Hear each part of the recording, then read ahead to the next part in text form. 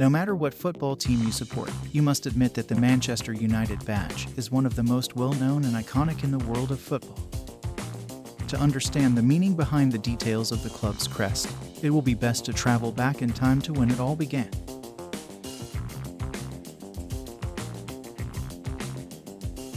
"1878 is the year it all started. It might be hard to believe, but yes, this unrecognizable green and yellow club was the birth of Manchester United.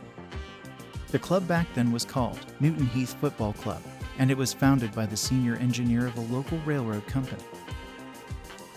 This part of United's history has remained firmly within the club's memory, as many fans continue to wave around the green and yellow colors. The club took its first huge step in their history in 1902 when Newton Heath Football Club fell into financial troubles and needed help. The club was saved when the captain, Harry Stafford, convinced a local brewery owner and a few other businessmen to invest in the club. The team was saved, and it was decided then that the club will change its name and be known as Manchester United Football Club. Initially, Manchester United did not have a badge of their own, and they just used the City of Manchester coat of arms. It was only in the 1960s that Manchester United adopted their very own badge that looks more like the Manchester United crest we all know. This new badge took on a few historically important details from the City of Manchester coat of arms that represent what the city stands for. The two roses on both sides of the badge are the Lancaster roses, which symbolize the city of Manchester's history in connection with the county of Lancaster. The sail ship on the top half of the shield is an indication of Manchester's strong history of ship trading. When the Manchester Ship Canal was opened in 1894, it was the largest river navigation canal in the world. Manchester is known to be one of the most influential port communities of England. The three lines on the bottom half of the shield represent three major rivers in the Manchester River Canal: Irwell, Irk, and Medlock. Unlike the current Manchester United badge, this version included the full name Manchester United Football Club.